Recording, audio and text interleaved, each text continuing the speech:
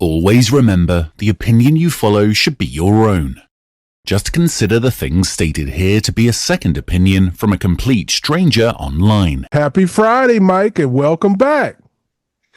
Thank you, Phil, and happy Friday to you and everybody else out there listening. It has been, for me, it has been a very, very long time since I last talked to you. I know it was only a week ago, but man, has a lot happened.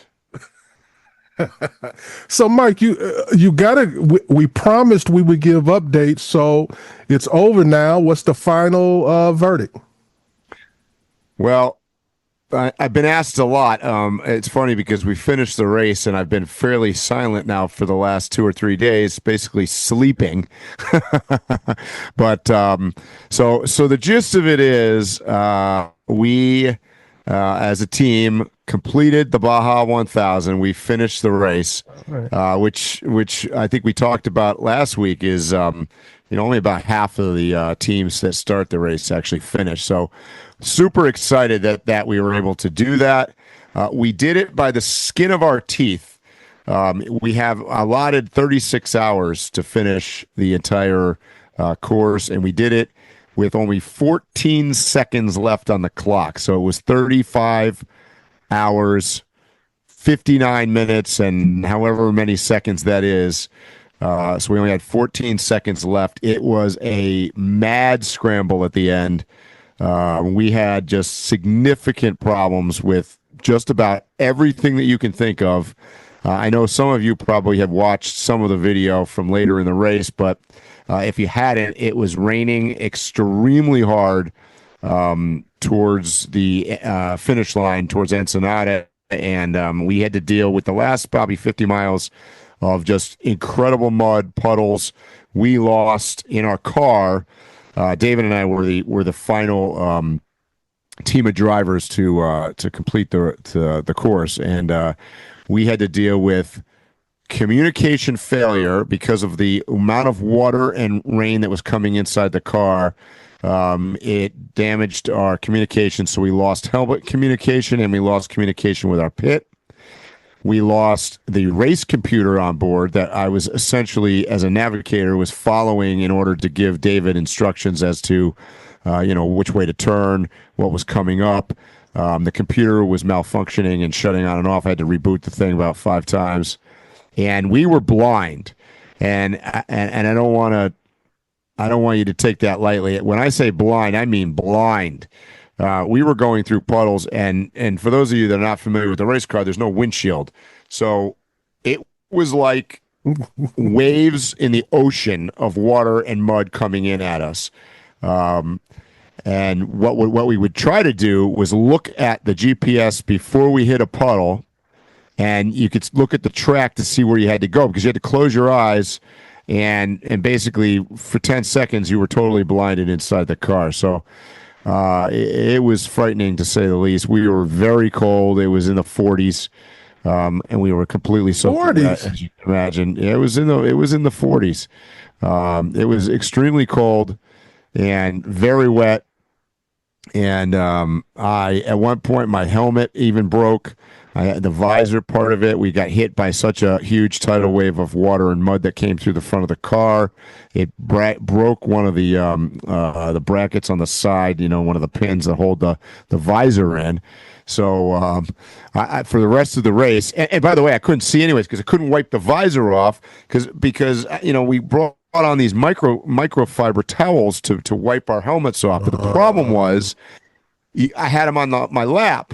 Well, you can imagine with all the mud and water coming in, they were dirty before you even use them. So we just couldn't see. So finally I ended up just having to hold the visor up, and then every time we went through a puddle, we would close our eyes and our mouth. And that's basically how we finished the race. So it was let me just say this. I'll summarize the whole thing by saying the Baja 1000 is life-changing. From a standpoint is, I don't know that I knew what I was getting into. And when you get there and you realize how big of a deal it is, how many people follow this, how the Mexicans are completely mesmerized and completely on board with this lifestyle of the Baja racing. it was weird just walking around downtown, with your driver wristband on. I mean, people are coming up to you like you're John Bon Jovi. I mean, they're coming up. They want autographs. They want pictures. They want to give you hugs. It is an interesting. I just did not realize what I was getting into, and it is. I mean, I don't know that I've ever worked for that hard for a week with a team of what amounted to 27 individuals, I believe, plus some others, and many people that were supporting us that closely with complete strangers at the beginning of the week. And, it takes an army to get that car across the finish line, and we did it. And we didn't, I'm going to put out on my social medias in the next couple of days some wrap-up videos and some highlight reels because I don't think we've even put out a tenth of what we went through. But for those that are wondering, we rolled the car 4 times. We blew out I don't know how many tires. I want to say 11 tires and 9 wheels. We blew the clutch out at the end of the race. The car actually had to get pushed up onto the podium because we couldn't drive it. The part of the suspension broke in the front. I mean, I could go on and on, probably forgetting all sorts of things. So it is no small feat to finish that Baja 1000 course. And you got to realize you're doing it over 36 hours in really bad and harsh conditions, overnight in the dark. Oh, we lost, I forgot. We lost our rear view mirror. We lost our overhead lights. In fact, both shifts I did, we drove without the big overhead lights on the top because that got broken off in one of our rollover crashes. So by the end, I would just say nothing on the car worked any longer. And it is amazing that thing got through, but we did. And I will never, ever forget the experience. Let me tell you that is a bucket list item for sure.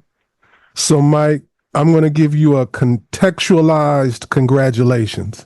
And the reason why I said it that way is because over the years, I've had the opportunity to meet, know, and interview a whole bunch of people who have been involved in some capacity with the Baja 1000. And one singularity from talking to all of them is it's very rare a discussion about the actual placement that you came in or the time or anything like that. Most people, unless their bills depend on it, that's how they pay their bills. They're a sponsored truck. The goal is to finish, and to finish is a very big deal. Everybody doesn't come home and say they finished. Like right. If you watch the NASCAR or something like that, the majority of the guys every week they make it home. That's not the case. So, like I said, congratulations, but highly contextualized. Yeah, I appreciate that, and I will add to that.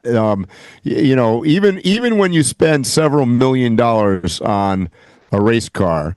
Like some of these trophy trucks that started the race. I had the opportunity to go down at the beginning of the race to say, good luck and goodbye to our first team of drivers. And so I walked down to the starting line where the trophy trucks were launching. So these are the professionals. And they go out of there like, as you can imagine, these things are running 1,000 to 1,500 horsepower out of these trucks. Some of them have 2 engines in them. And it's just fascinating to watch with, there were 25 helicopters in the sky, and each time a truck launches, one of the helicopters peels off and follows them. So the amount of work and money and time and hardship that goes into this is amazing. But what I wanted to say is even those guys, a lot of them don't finish the race. I'll give you an example of this. Toby Price was winning the race overall, number 1 truck in the race, and he had, I want to say he had only 14 miles left to go, and he ran out of fuel. Whoa! And he ended up coming in. I think he came in 5th, but he lost the podium, lost the lead on that. He was obviously able to finish, but then there were other people. that got had crashes. Even in the trophy truck category, there were a few people that I had talked to before the race started. There was one woman in particular. She ended up crashing. Unfortunately, it was pretty serious too. There was some serious. We saw some serious accidents for sure, as you can imagine. You have a roll cage, but you look at it this way: even with a roll cage, it doesn't stop. Let's say you crash sideways or something, roll into a fence along the course, and one of the fence poles comes through the front of your car. I mean, you could get impaled by this, So I want to emphasize that it is definitely a dangerous sport. There's no question about it. Maybe less, I don't want to say less dangerous, but maybe less dangerous for a team like us because we were arguably going a little bit slower. But I'll tell you, being in that car, it still feels like you're going pretty darn fast. And once again, I mean, David and I did 2 shifts overnight. So you're going fast on Baja roads, which I'm very familiar with, and it's dark. And as I said earlier, we had lost our off-road lights, a lot of them, and you're tired because you haven't slept in a day and a half. So there's a lot of factors that go into this. The emotional roller coaster is amazing. We actually, our first team of drivers crashed and rolled the car at mile 57. And at the time, I was in the chase car 1, waiting for them to come into the pit, which was about mile 115. So they only got halfway to where they were supposed to go, and we didn't know what was going on. Right, all of a sudden, you're watching the tracker, and the car stops, and we don't know what's going on. They didn't radio us. We didn't hear anything. The car had Starlink on it. We didn't hear any report. So we're all sitting around. Did they get a flat tire? Are they stuck?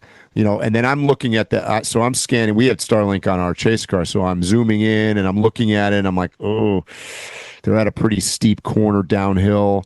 I was like, I didn't want to say it out loud, but in my mind, I'm like, oh God, I don't know how they might have rolled it. And sure enough, we finally got, once they uprighted the car, because Starlink is on the roof, they were able to communicate back to us, and they said it was confirmed that we have indeed rolled the car. And, we're thinking for half an hour, 40 minutes that the race is over. We're only like an hour into it, and we thought we were done. And so your emotions are like, you're at a low. You're like, man, we just spent all week. We have all this team, and we're done. And then all of a sudden, it's like, we got the car rolled back over. We're in it. We're good. We're rolling. And we're like, oh, we're rolling. And little did I know at the time, we were going to roll 3 more times during the course of the race. And among other tragedies, but I mean, we literally rolled this car onto its roof 4 times in the race. So this segues very well into a question that a listener had about this to you. They told me to ask Mike. You were talking about the vehicle rolling over and everything, but their question merely was, during the race, you see the videos, the cars going up and down on the bumps and everything. And they just wanted to know, how much does the vehicle take that shock out of your body? Because, they've got a serious suspension system, but I know it can't take away everything. It doesn't take away everything. I mean, I think the trophy trucks. If you ever watch video of those trucks, they literally almost looks like the truck's going straight as the tires and the wheels are going up and down, up and down, up and down, and they're going over to these bumps. Mm-hmm. We obviously are not going nearly as fast. So as some of these whoops, we call them whoopsies, where you're going up and down all these things, these jumps, some of them are deeper or taller than the car actually is. And we're not, no, the suspension does not take everything out of it. There is, at the end of your 4-hour plus shift, you want to get out of the car. I mean, there's no question.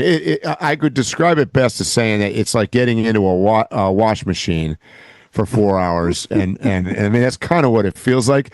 I mean, for those of you that may or may not be claustrophobic, this is probably not your sport either, because you also realize that you've got a 5-point harness on, you got your helmet on, you're hooked to air, you're hooked to communications, and you really can move your arms, and that's it.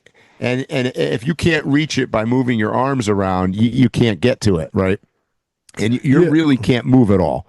So you're really strapped in tight, like you're in a mummy bag. That's the best way I could describe that. And correct me if I'm wrong, but I would think to be an elite driver in like a Baja or a similar race, you need good core strength. Specifically because you're pinned in like that, and you're basically every movement is referenced off of your core. So I would think a good core would. We joked about it before the race because we tried to eat and hydrate well and everything else. And you want to be in as good of a shape as possible to get in that car. I mean, I will never, ever, ever, ever again say, because I think all of us at one time or another have probably been like, like the NASCAR guys, they get in a car and they go around in a circle. They don't really have to be athletes. Oh, yeah, they do. And I'll tell you what, when you're off road like this, you got to even be more of an athlete because, like you said, Phil, I mean, there's a lot of core. I felt it in my stomach. I could feel my stomach muscles, my neck, because I've had neck surgery a couple times, and I definitely got out of that car, and I was popping Advils like they were going out of style. I mean, there's no question. Yeah, even without neck injuries, I could see a perfectly healthy human being. The wrong bump at the wrong time, sitting in the wrong situation, could activate a sciatic nerve, could slip a disc. I could see a lot of things happening. So at the end of the race, in our last segment, I'll talk more about this when I put out a YouTube video or something, but our communication went out. And for those of you that know anything about the racing, this is really a team effort. And the co-pilot has to tell the driver what to do. And so when it's working correctly, I'm over there saying, left turn coming up, right turn, gradual this, we've got a checkpoint coming up, a big dip is in the road. I'm calling out stuff constantly on our helmet communication. Well, we lost our communication. So nothing, radio silence. It's like flying an aircraft in a cloud. With a blindfold on, like you can't see anything. So what I had to do was use my left hand to push, go signal left, signal right, so David could see out of his periphery which way I was telling him to go by hand signals. And I got to tell you, you do that for a couple hours, and my arm felt like it was about to fall off. Like literally, like you're trying to hold your arm up in the air constantly while the car is bouncing up and down, no less. That's so it was physically at the end of the race, and it's partly because of the temperatures and what we went through, but we were arguably somewhat incoherent. I think both of us. We were at a level like I just remember getting crossing the finish line and being pulled out of the car, and I had a team have to take off my clothes and my boots and everything. I couldn't do anything on my own. So I mean, it's intense. So Mike, you probably thought about this already, but your background, you're gonna have to add some at least 3 seconds worth of footage of you on the Baja, man. It has to happen. I know, right? I get some race helmet footage or whatever. Yeah, I know. Right. Here I am going into it, right? So largely that, I was brought on to get awareness out, to help raise money for the Ronald McDonald House charity, and to do social media and everything. And I was so frustrated because in my mind I had envisioned that I was going to shoot all this film and I was going to get in the car and on my shift one, I even brought in my Osmo and I put it in the side pocket of the car. Well, I got news for you. There is zero chance I could have gotten the Osmo out of the pocket while we were driving off road. There's no chance. Like as it was, I got it out for maybe 2 minutes while we were in what they call a speed zone. You're actually on pavement when you come off, and it's speed limited. You can only go so fast, and it took me probably more than 5 minutes to get the camera out of the side pocket that was right next to me, because you're like I said, you're so claustrophobically attached to everything that you're trying to use one hand to unzipper a bag and pull it out, and I shot a little video of us in the race car. Of course, it was at night, so it wasn't a great video, anyways, but. I gave up on the second shift, thank God, because with all the water. But I was like, yeah, there's no filming going on when you're in that race car. I'm optimistically waiting. We actually had 2 professional videographers shoot our team, and I will be getting the video of that. And we had GoPros that were mounted in the car. So it'll be. I kind of can't wait to see some in-car video, particularly some of. when some of the incidences that we've had over the course of the race. It'll be interesting video to watch for sure. So give me a lesson learned from this experience. Teamwork is the number one thing. The bottom line is this is a team sport as much as you would envision that racing is a driver-oriented exercise. There is zero chance that we would have made the finish line. I'm going to tell you that probably the most valuable player in the entire operation was our collective pit crew. I can imagine. A bunch of Mexicans out of Mexicali is where they're based out of. They were indispensable. I mean, they did everything from changing tires to fueling to making sure that the car was intact when we went out with new drivers to helping us in and out of the car. At the end of the race, we had it's a long story. I won't get into it now. We had a couple incidents. I had to get out of the car. I actually had to hike back down the racetrack for a little while to go get help because we had blown our clutch. They were waiting there with a blanket to wrap around me, put me in the pit in the chase car. I mean, these guys were phenomenal. We could not have done it without that. So the bottom line is everybody on that team is just as important as the next person. I think that is the biggest episode of learning that I could have. I mean, I knew it was going to be a team effort, but I don't think I envisioned it to this extent.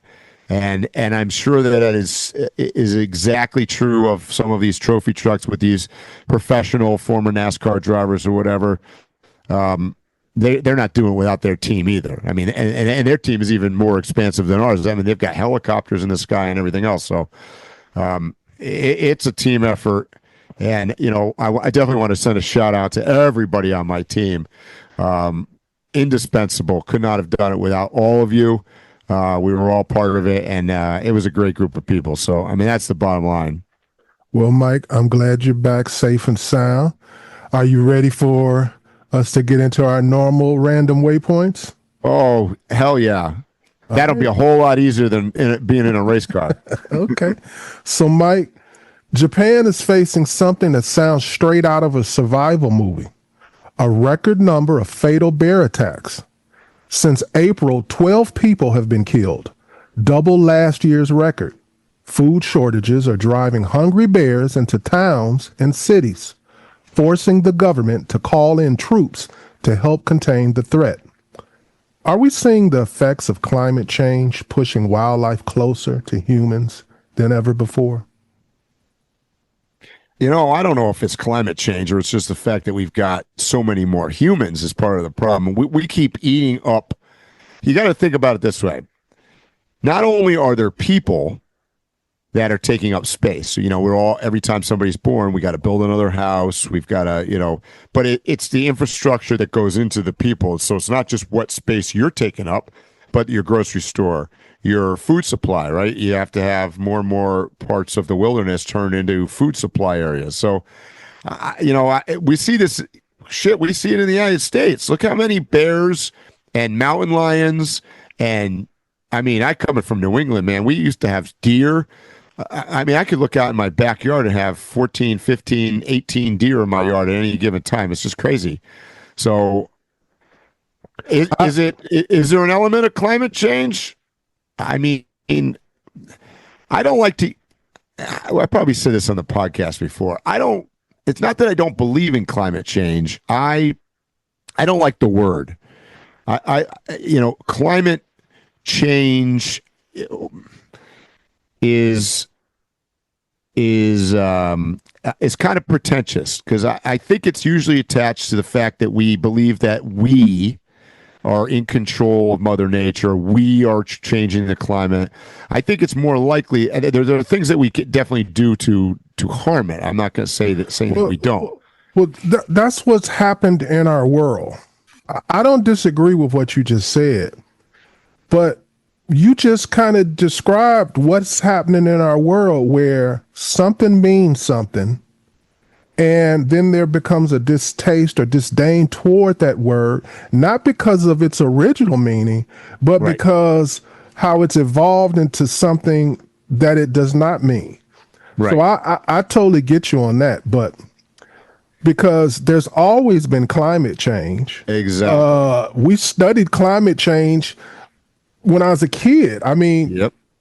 if you believe in evolution, if you believe in creation, whatever you believe in, there's historically been climate change for millions of years.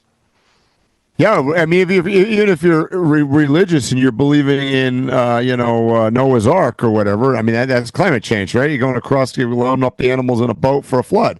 So yes, throughout history, and by the way, because I think today climate change is associated with the Earth getting warmer, and that is not what it means. And I don't even care about that part.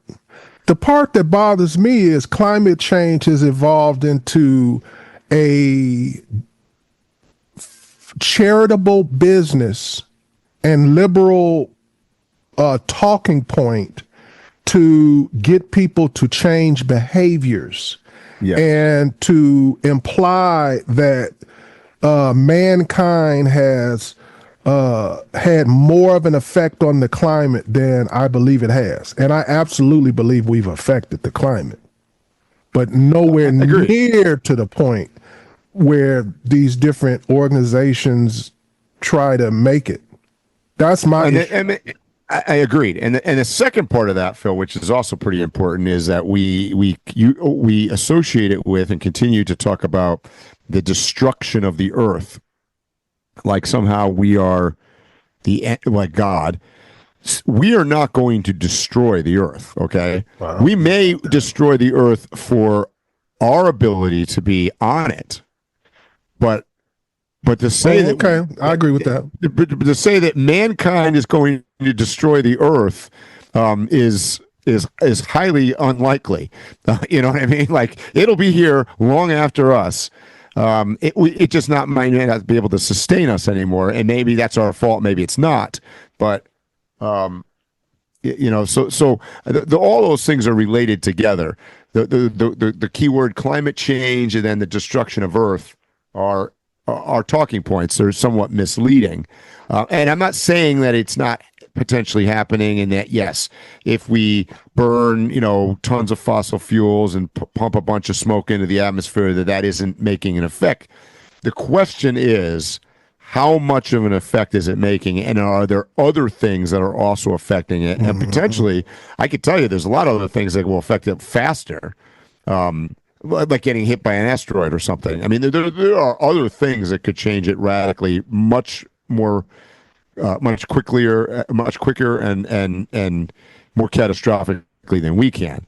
But I think it's a mankind pretentious sort of topic, in my opinion. That's perfect. Pretentious. We think so much of ourselves. Yeah. I believe we're just a blip on the calendar of Earth. And I believe there's going to be some new organism millions from years from now that will look at the remnants of our existence on the Earth, our fossils or whatever, and laugh at us Yep. Yeah, we were just a blip.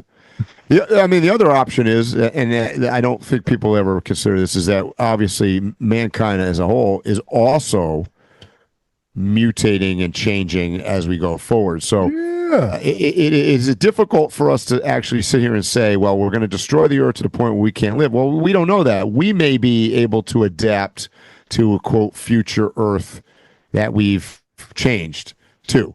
So, well, I was even taking that all into consideration. I believe that can and will happen, but at some point, whatever new version of a human, at some point we have an end point. I believe that the earth will replenish itself and start over again like it's done several times. I mean, let's just look at it in a modern day view here. Like if you cut down, I mean, I've seen this on video a number of times where they've cut a road into the Amazon jungle as an example. Mm-hmm. And if they don't maintain that thing, or something happens, or it gets cut off, that thing goes back to the jungle in so short of a time. And that is look, if you had the Star Trek system and you could beam all of the humans off of planet Earth right now, the Earth would recover so fast it wouldn't even be funny. Yes. Wait, have you ever seen those shows on PBS where they're like, what would happen to the world if humans didn't exist?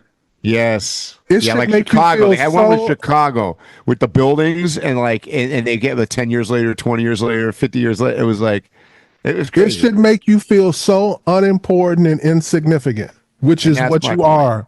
Yeah, exactly. That's exactly my point. Whenever I hear that climate change thing, my head immediately goes to, oh boy, here we go. I'm super insignificant and I know it. Yeah, Mike, you brought up Chicago. I usually get an air nab when I go to Chicago, but you remember when staying at an air nab was considered the cooler alternative to hotels? Yeah. Cheaper, more personal, maybe even with a view. But now, hidden cameras, sky-high prices, cleaning fees, and owners who act like you're the maid have killed the vibe. Guests are frustrated and hosts are bleeding cash. So, Mike, is this the end of Airbnb as we know it? Yeah, I think yes. I think it's and not to say that it won't get reinvented as something different or some kind of different rules, but I think it's run its course. You're right. It used to be super cool. I remember when it first came out, we all were like, "Oh my God, this is the greatest! This is the greatest thing! I can actually get a house instead of some crappy hotel room." And it's now, no, it is. I think it's swung completely the other direction now. I'd rather get a sort of a boutique hotel experience. Not necessarily going to like the Hilton, but like to, some hipster kind of vibe, kind of cool, eclectic. I actually recently stayed at a place in San Diego for a night like that, and it was a really cool place. It was like just totally different, but it wasn't an Airbnb, and yeah, I think that things have changed tremendously because in the beginning, Airbnb, what it gave to me personally is I had opportunities where I have temporarily lived somewhere that I would have never experienced in my lifetime because it's out of my price range. Right. Way out of my price range. I think what it's morphing into is it probably will still have a use in the long-term rental sort of situation, meaning like not a permanent rental, but like say you're going to do something for a month or 2 months or something like that. In the beginning, it was like executive housing. Yeah, like executive housing. I think that's the way it's going because there's just became too many rules, and like you said, you almost treat it like you're the maid, and you're right. A lot of cameras them now, everywhere. Yeah, a lot of them now, the expectation is you are supposed to bring it back to whatever condition it was before you left out. So that means washing dishes, all types of stuff. Right. And I'm like, why am I doing that? Why am I doing this? I'm going to a hotel, like with a kitchen. And then and some of them be like, you don't have to clean up, but here's the cleaning fee. Right. Yeah. Yep. And everybody's heard about how there's so many creepy owners of these homes that have cameras. I can understand the idea of an owner wanting cameras in his house. Yeah. But a lot of these reports, it's like in the bathroom, in the bedroom, stuff like that. So I don't do Airbnb no more. No. Yeah, I'm with you. I think it's run its course. Mike, Elon Musk isn't slowing down. He's doubling down. SpaceX just struck another $2.6 billion deal to buy 15 megahertz of spectrum from EchoStar, adding to the $17 billion deal earlier this year. That gives Starlink the power to beam voice, text, and data straight to smartphones worldwide. Are Apple and the big carriers starting to regret betting against Musk? I think so. I wouldn't be actually surprised if Musk buys one of the big carriers. I can see that happen. Sure. Think about it. I mean, he's on a mission to control communication. Yeah. Yeah, and he's got the money. He has got the ability to do it. He could just buy like a phone hardware company. That's all he needs. He don't need like a full-blown Apple. Nope. Nokia, get Nokia or BlueBerry, somebody that's like barely there. Yep. They have the manufacturing. He can get them at a good price. I didn't think about that when I first asked it to you, Mike. There's no limit because there's the hardware side of it, and then there's also the software side of it, which is really, he could buy T-Mobile. Or he's probably got people on board already. If he bought like, let's say he bought Nokia, he would get so many resumes sent to him from top people. He wouldn't even have to look for them. He wouldn't have to buy a T-Mobile. He could just get the workers. Mm-hmm. The reason why I brought up this whole thing, Mike, is just kind of to pat myself on the back. I told you so. We always periodically talk about Elon Musk, and from the very beginning, I said this is all leading up to him trying to control worldwide telecommunications, and this is pretty much the last nail in the coffin for it. Mm-hmm. Yeah, I mean, he's got it with a lot of help from the U.S. government, and the fact that he's got the rockets and the satellites to control it. Which a lot of it's on taxpayer dime. So, people that don't like him always are like, well, the guy didn't invent anything. He's stupid, whatever, blah, blah, all this stuff. No, he ain't stupid. I mean, he knows what he's doing. Okay. So let's get into that. Mike, Elon Musk just secured a nearly $1 trillion pay package to stay at Tesla. The biggest in history. But here's the kicker. Tesla's top talent keeps walking out the door. The Cybertruck boss, the Model Y chief, even Musk's right-hand execs have quit in the last few months. So if the people actually who build Tesla are leaving, what exactly are shareholders paying Elon for? Yeah, I think it's either paying him, like I said, I think on a couple podcasts ago, they're paying him to have the connections, right? He's the wealthiest guy on earth, and he's got the connections with SpaceX, with the government, with the various other things. I think their future is in, and I think he said this, I think their future is in the self-driving stuff, or I think he wants to get into that taxi business, quote, taxi business. He wants to get into busing and some of the and long haul transportation and stuff like that. So I think that's the I think the direct to consumer market for his automobile thing is not what he's thinking about. I think that's a side thing. You might say I'm crazy, Mike, but I think electric vehicles for just a residential customer, it has already had its peak. Yeah. It's already come and gone. There is no higher sales year. It's not going to be no new models. It's already on a downturn. Certainly, as they're developed today, he would be forced to do exactly what you said because that's the only place for it. Yep. No, and people are regretting owning electric vehicles. There's always been a large majority who never ever wanted electric vehicles. So everything says that what your prediction was, to me, is highly accurate. The problem is electric vehicles, they haven't ever been able to achieve a point at which you don't feel like you've compromised something. Right. That's the problem. Right. So you've bought the thing, but there's a compromise. And until they can make one that there's zero compromise, whether that's in time, mileage, cost, length of time that the vehicle's good for, whatever it is, until they can achieve what the internal combustion engine cars have done, there's still a compromise. And I'm not saying that they won't come out with something new that will. It hasn't happened yet. So the cars that we have today are still a compromise. And I agree with you. The cycle is it's already reached its peak. I was very interested early on in purchasing an electric vehicle, and I was merely waiting for certain numbers to be hit, and they haven't even come close.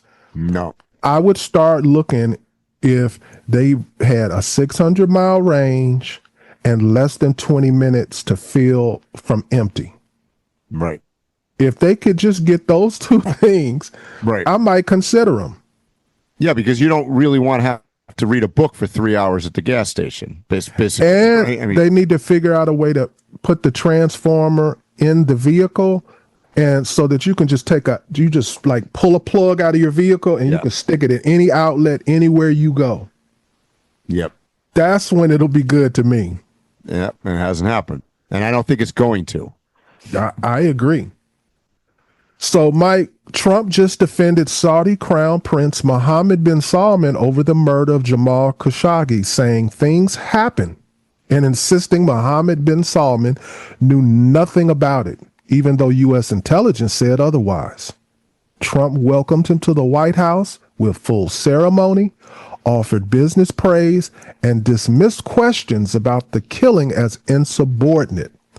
Mike, is this what U.S. foreign policy looks like when business interests outweigh accountability? All right, I'm going to give you my unpopular opinion here, probably. So MBS comes in.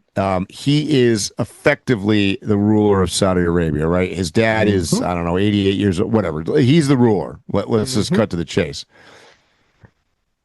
He's going to be and continue to be the ruler. It's a monarchy. So it is what it is. If you want to have a relationship with that country, and by the way, that country is very important to have a relationship with, regardless, and I know this is going to be unpopular, but regardless of whether he was responsible for killing Khashoggi or whatever his name was, I hate to say it, but at this point it's irrelevant. I mean, it's water under the bridge because what are we going to do? We're going to hate the guy forever as an entire nation, as a country, as a foreign policy, because that isn't going to be good for us. It's not going to be good for the Middle East. So I don't know what to. I know it sounds ugly as hell to say, but like, what's the options? So I think Trump is doing what Trump does. Trump's being a business guy. And he's like, look, I don't know what happened before. It happened a bunch of years ago. We're moving on. What? What? Go ahead. It happened in 2018 in his first. Yeah. And the information came directly to him. He has. It was 7 years ago. Okay. That's all I'm saying is it was 7 years ago.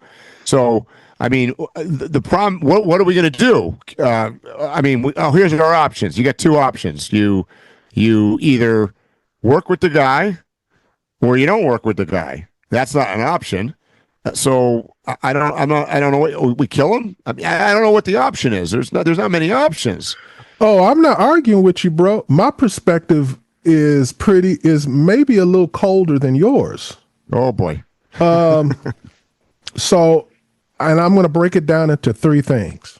Okay, so the first thing is that's a leader from another country.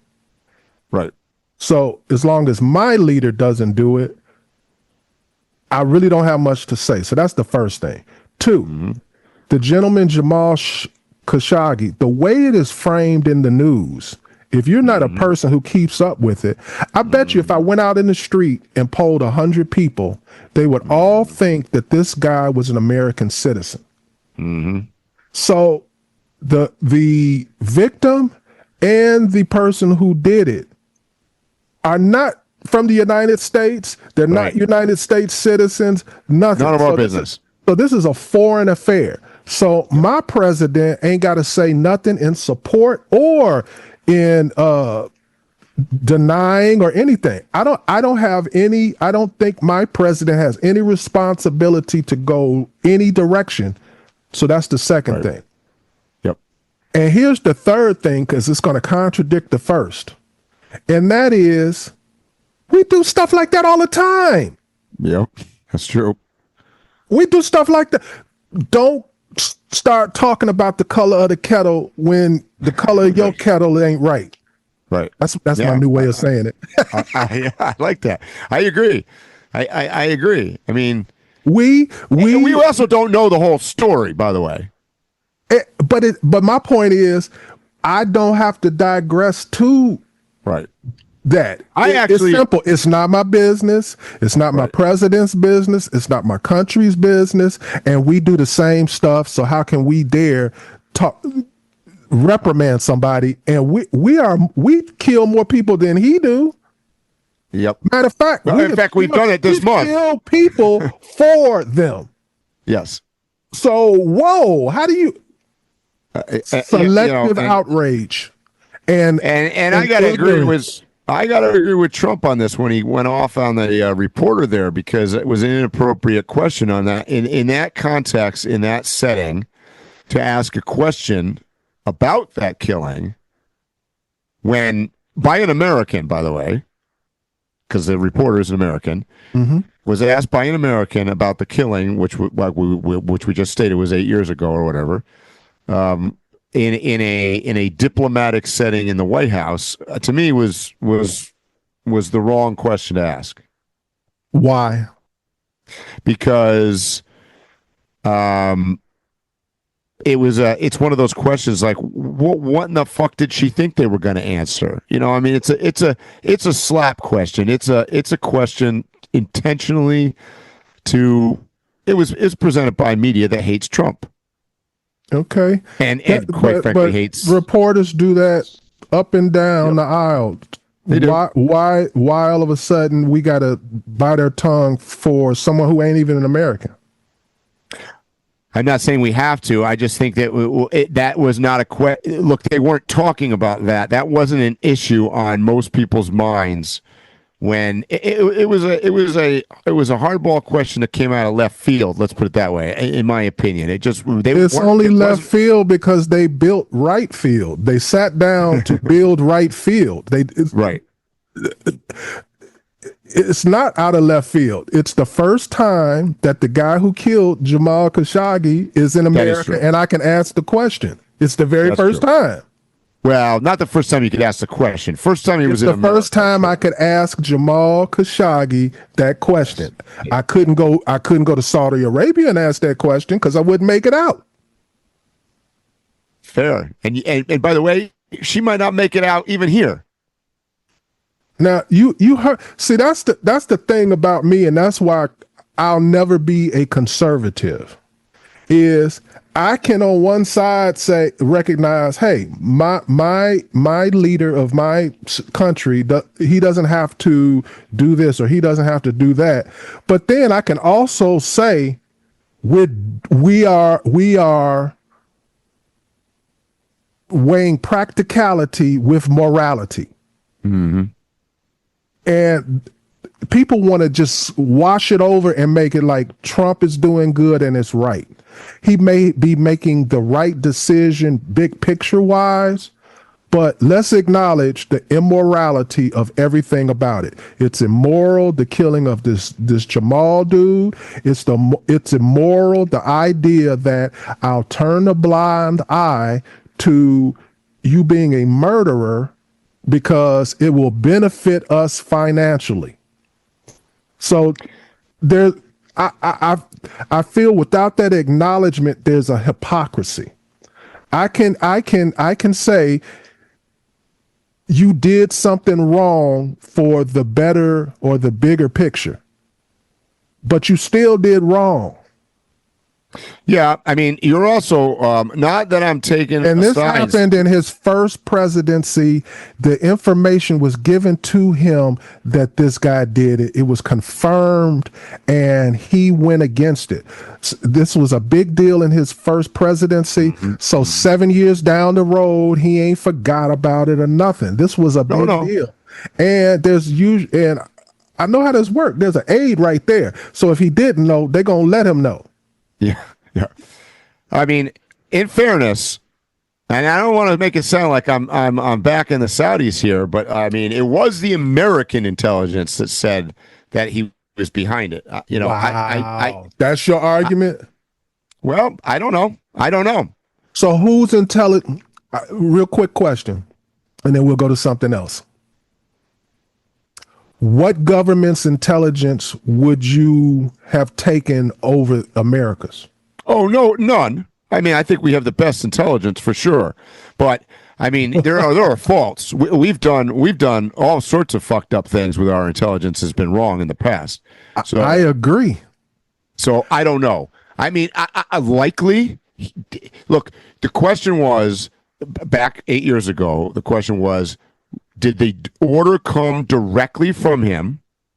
And that was the part that was somewhat unclear.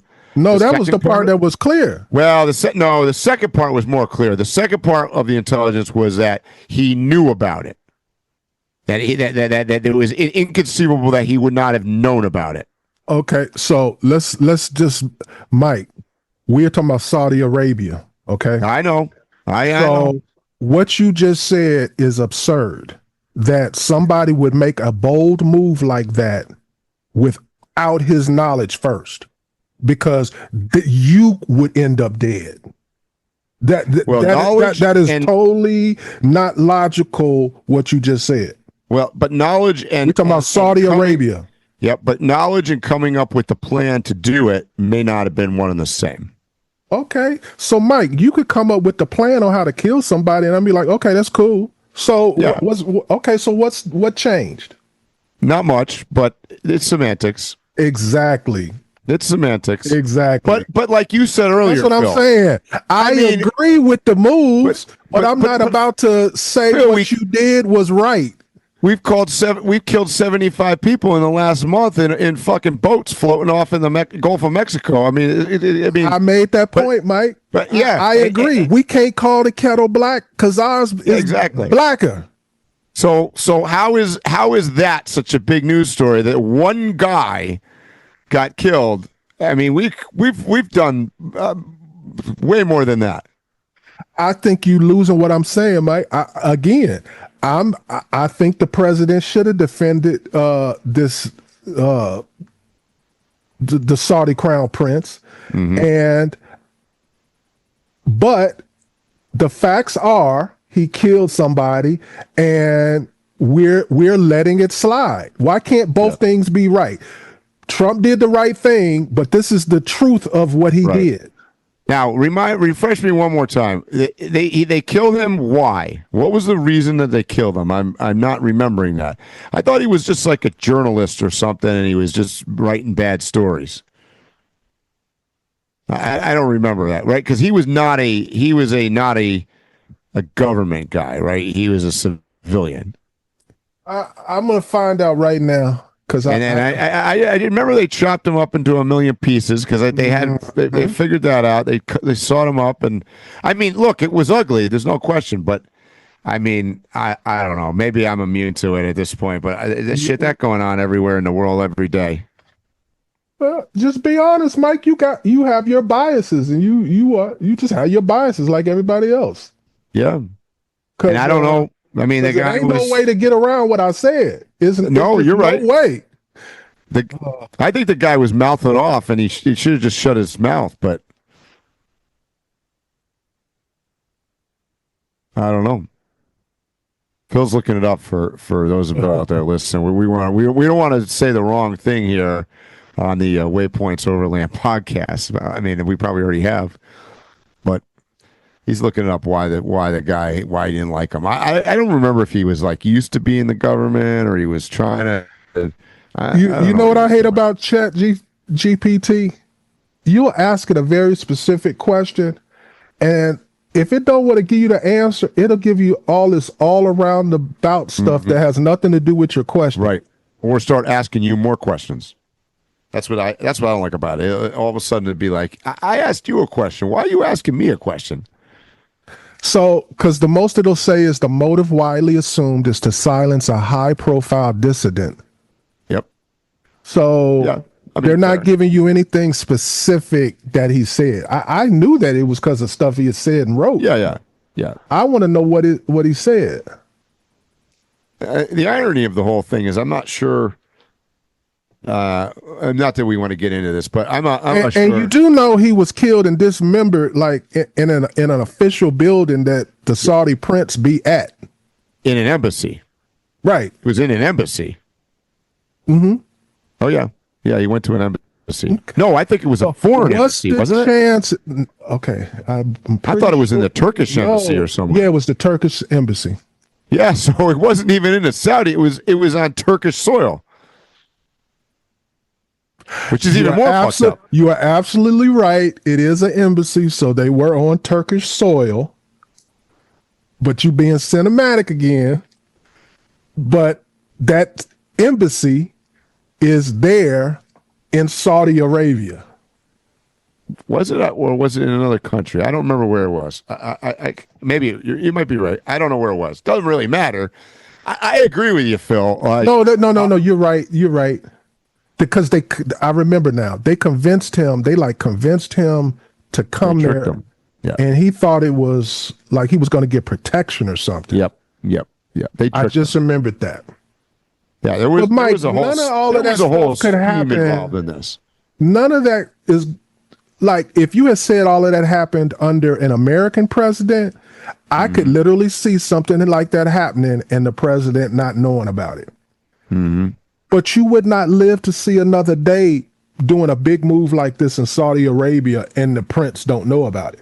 You would not live another day. Mm-hmm. So, but we had to argue about something, Mike. I'm not sure. I'm not even sure we're arguing. I think we're kind of agreeing here, but I mean, it's all two wrongs don't make a right. That's basically what our argument is here. Yes. Well, no, I'm saying two wrongs can make a right. Yeah, I get it. But don't lie and say that there weren't two wrongs that built that right. Right. True. Mike, every time Trump is pressed about his family's business ties to Saudi Arabia, he brushes it off as fake news. But while he was denying involvement, the Trump organization was locking in hotel deals, licensing projects, and multi-million-dollar ventures with Saudi developers, even a new luxury hotel in the Maldives. So, Mike, does this raise legitimate conflict of interest concerns, or is this just how global businesses work for presidents? Well, Trump's full of shit when he says that he doesn't have any connections to Saudi Arabia, and he's full of shit when he says his family doesn't have any connections with Saudi Arabia. Both of those statements are fantastically untrue. Now, having said that, oh boy, everybody has got connections in the business world to Saudi Arabia. I mean, shit. Mike, you are. Let's just take something. Let's just take something. Time out, Mike. I am really seeing your biases today. Okay. I specifically picked subjects where Trump is wrong. Oh, he's wrong.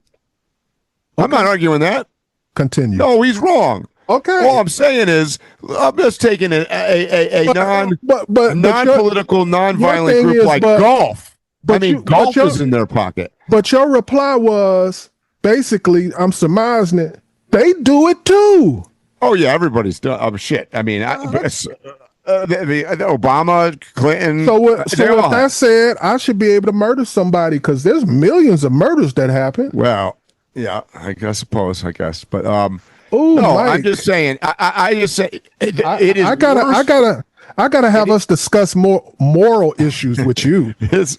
Look, it's worse with Trump because he has arguably the most connections and the most, let's call it, hands in the cookie jar with Saudi Arabia of anybody else that I can think of. So. What was the question, though? You asked me, is this just status quo going forward, basically, or what are you asking me? Yeah, I think it is. Where do you put it? Is it just business as usual, or is this does this conflict of interest concern? I don't think it was always business as usual, and I think there was a lot more in the past done to hide it and or separate it. I think he just blatantly is like, no, give me a fucking plane. I'll take a plane and we'll do this and we'll build a hotel with you guys. And you want no. I mean, you just hit the nail on the head. He is operating the office of the presidency and the federal U.S. government completely different than anybody in the past. He's operating it as a pure capitalist business, as if he was sitting in a glass tower in Manhattan. So, no, this is different. This is not status quo. And I think that, do I think it's going to be like this going forward? Yes, because I said this on a podcast many, many podcasts ago. He has forever changed the office of the presidency. He's never going back. So I think that this is the way that not in our lifetime. So I think that this is status quo now, yes. I think whoever wins next term, whether it's a Democrat or a Republican, they're going to do the same thing as Trump. Because I don't think they're going to get elected unless they are very Trump-esque.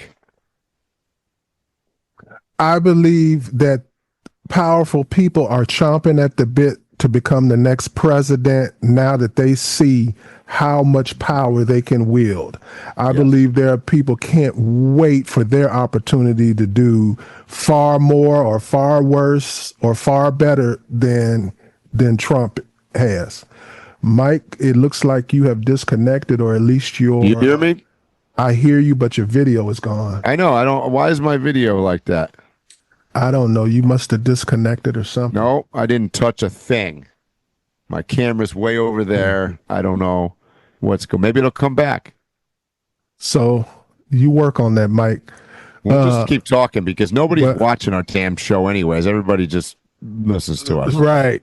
So I just want you to, you were talking about, this is pretty much, government officials have always pretty much been on the take. Let's just keep it real. Oh. The only difference is there's more scrutiny, and because of the internet and social media and things like that, it's easier to focus that scrutiny and to investigate these types of things. Because something that stuck out to me when I was investigating ties between Trump and Saudi Arabia was his son-in-law, Jared Kushner. And I feel like the deal that he has with the Saudi Arabians is like a picture-perfect example of how business has been done in government for a long, long time, far before Trump was in office. The only difference is we have knowledge of these things. So Jared Kushner's firm, they received $2 billion in commitments from the Saudi Public Investment Fund between 2021 and 2024, with a 1.25% management fee totaling at least $125 million over 5 years.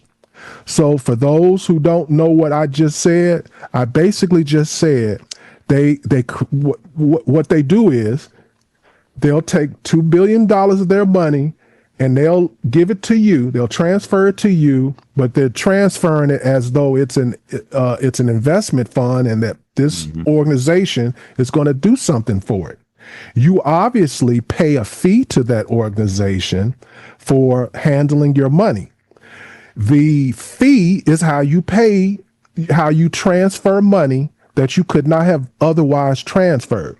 So in this transaction, they wanted to give $125 million to Jared Kushner, and that's how they did it, because there was no profit made during this whole thing. It was a transfer of money and a transfer back.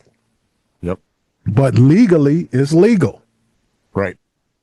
And these types of transactions, not this exact one, but similar things have been being done before you were born. You just know about it now. Yep. And the Saudi investment fund is involved in all sorts of stuff. Yes, it is. They've been involved in, like, look at just take sports for a second. Golf, cycling, F1 racing. I mean, you name it, they're involved in it. Across the board, they're involved in restaurants in the United States. They're involved in real estate. They're involved all over the place. And whatever they're involved in, it's always the top echelon of it. Yep. That's right. It doesn't take them long. They don't have like this long ramp up period to get to the top. They just buy their way to the top. Buy it right away. Yep. And like you said, and so that is, think about this for a second. That's super attractive to a person like Donald Trump, because Trump has lived his entire life all about being at the top, right? His glitzy casinos, his glitzy buildings, his penthouse stuff, his all that. So him, it is not a stretch to see why he has such a connection to the Saudis. They're like two peas in a pod. Trump and his extended family generated an estimated $50 million last year alone from Saudi-connected ventures. Saudi Arabia's coastal city of Jeddah, it'll host Trump Tower Jeddah and Trump Plaza Jeddah, featuring offices, apartments, and green spaces. These are all payments. Don't look at these as business transactions. Right. These are payments to Trump. Yep. I have to give him one thing, though. He's the most brazen I've ever seen. Oh. Yeah, I thought until him, I thought Nancy Pelosi was the biggest one. But Trump is like, hold my beer. Yeah, hold my beer. Exactly. Wait till the Epstein thing comes out now. Mike, this one is wild. House Republicans tried and failed to censure Delegate Stacey Plaskett after text surfaced showing she was messaging Jeffrey Epstein in real time during the 2019 Michael Cohen hearing. A convicted sex offender watching a congressional hearing and weighing in on the questions. And the vote only failed by a handful. Mike, does this raise bigger questions about judgment in Congress, or is this just political theater? Well, I mean, it's a combination of political theater, but it also is, the judgment of, I don't know where to start. I mean, this could be a 10-hour conversation. I know it reveals to me how deep Epstein had access to. He had figures people in power. He's literally this is so for people who don't understand. The Cohen hearing was basically a hearing about Trump's financials and transactions and dealing with the porn star and all of that stuff. Right.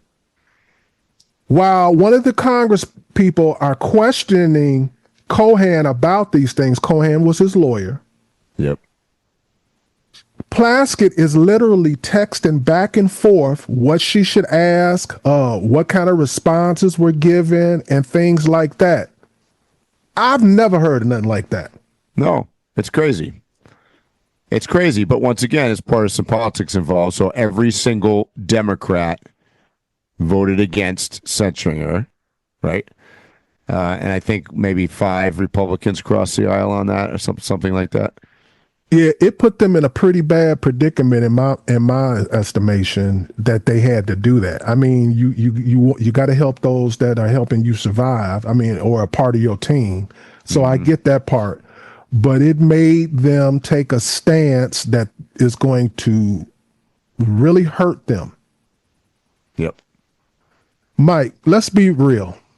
For years, Democrats have poured mounds of time and political capital into chasing the Epstein files, convinced something explosive about Trump was buried inside.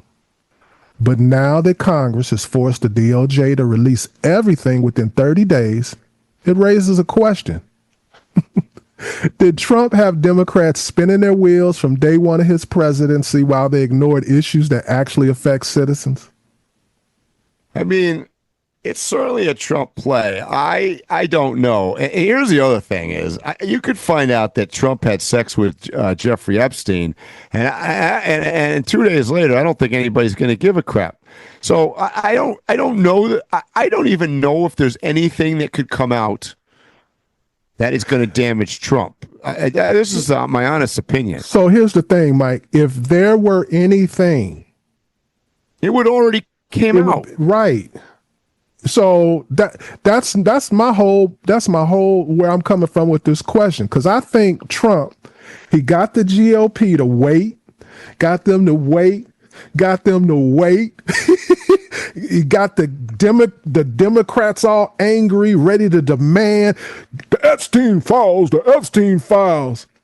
And now the public, you can't go on any kind of thing about politics, about any subject. You go down into the comments, the Epstein files. Don't forget about the Epstein files. I don't care what the subject is. Doesn't matter what the subject is. That's all anybody wants to know. But now I'm not sure any of us even want to know why. But now nobody can say the Trump administration is going after Democrats because you guys are the ones who's pushed this. Yep. You can't attach the same things that you were trying to say in reverse. You can't say he's going after you because you said you sicked him on them. You literally sicked him on them. So now he can go full tilt boogie on the Democrats, and any pushback is going to be against them. Yeah, and the other problem is that Democrats are going to have to take the hit for potentially damaging victims involved in this because they pushed so hard for it, and the legislature that passed this basically did it without any structure or protection for victims. So I think they're going to take the fall on that side too. So this could be a very well played move on the part of Trump or people on the right, but. The bottom line is, from my, and I'm just trying to take this from a non-biased perspective, but over everything that I've heard about Epstein and about people he associated with and all the connections he had in government, and you just brought one of them up, a couple of minutes ago, lead me to believe that more of the connections were on the Democrat side than the Republican that's what side. I'm talking about. If there's going to be any kind of bad dirt coming out, I would say it's more likely that it's going to be, as an example, Bill Clinton than Donald Trump. So I don't know if we're going to actually end up finding out anything that is of significance I think if it had anything to do with some high-powered guy like Trump, Clinton, some politician, I think we don't keep secrets well in the States, so I think we would have heard about it already. So I don't know that there's going to be any kind of huge revelation of any kind. It may suck in some of the lower ranking people. You already got people resigning. There's been like several resignations in the past 48 hours off of this. Oh yeah. Well, like Larry Summers as an example. Like so that's what I said. So the next tier down, those people might get screwed. Yeah, that's how I go. Again, more of them, I would argue that more of them are on the left than the right. I think Epstein had more connections on the left. So I'm gonna say what you're not saying when you say that. Okay. A liberal is more apt to live a lifestyle congruent with the desire to want to be on Epstein Island. Did I say anything inaccurate? No. So that was the underlying of what you were saying, and I wanted to say it. Yep. They look now, crazy, Mike. Having said that, let's cut back to Trump for 1 second.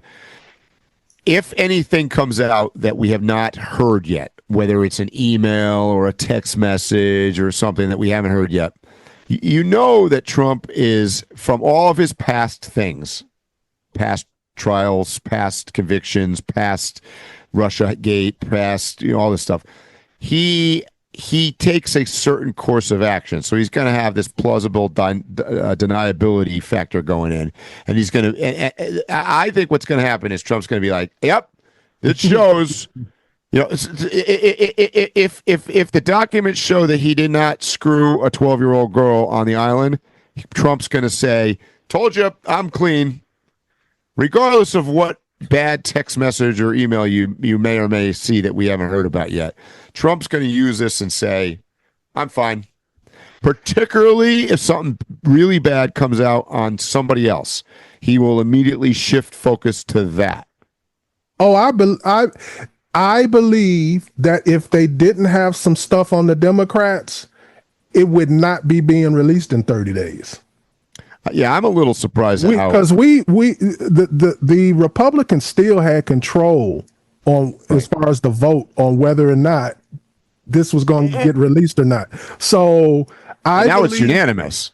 Yeah, so they must be very confident that it's going to be exactly like what you're saying.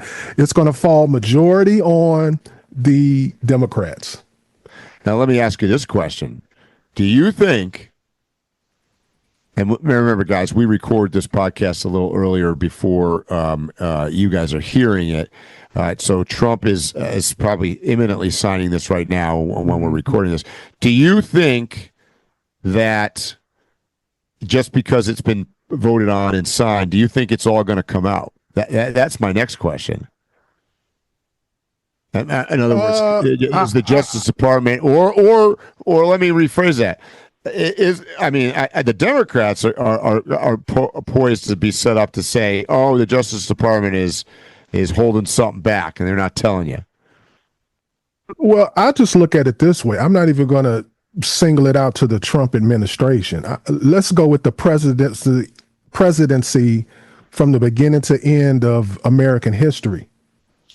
Whenever documents have been sourced or accessed on this kind of level, these type of documents, yep, there has never been one that didn't have something redacted or a sheet of paper taken out or whatever. Right. That's how I learned the word redacted. Yes, exactly. So the question is how much is going to be redacted? So I'm just saying, if people are really thinking they're going to get the full thing, you crazy. Can Trump use presidential immunity to redact his parts? Absolutely. So he could not sign the motherfucker. No, he's going to sign it. He said he's going to. I know he's going to sign, but I'm just making the point that he got all kind of alternatives. Yeah. Other than he's got choices. The Democrats are looking really bad right now, and they look like they were set up, especially considering Democrats already look hypocritical after voting against censoring Plaskett in her Epstein-related controversy. They look, y'all been talking about this since the first time Donald Trump was president. Shut up and stop talking about it while Biden was in office, and now you bring it back up again. So it looks like you only cared when you thought you could get Trump. And the truth is, you guys are the bad guys. That's how this is kind of working out, and that's what led to my first question. I think Trump set them up. He was playing 5D chess on their ass. Yeah, I mean, it certainly could be the case. If the files don't rule it out. If the files don't tie Trump to anything meaningful, Democrats may look like they spent years chasing ghosts while everyday issues, inflation, housing, border policy, transit, energy went untouched. And Plaskett's vote only amplifies accusations of double standards. I ended that statement with double standards because double standard is becoming synonymous with Democrats. Pretty much all their actions, especially if you analyze their actions since Trump has been back in office, they are the epitome of double standards. Yeah. Mike, Amen to that, brother. You got anything else you want to bring up or talk about? Gosh, I don't think we should say anything else. We might not make it to next week. All right, guys, you know what I'm going to say. Stay safe, tread lightly, and hopefully we'll see you here or on a trail soon. You have been listening to Waypoint Overland's Random Waypoints. Like, subscribe, and stay tuned for more.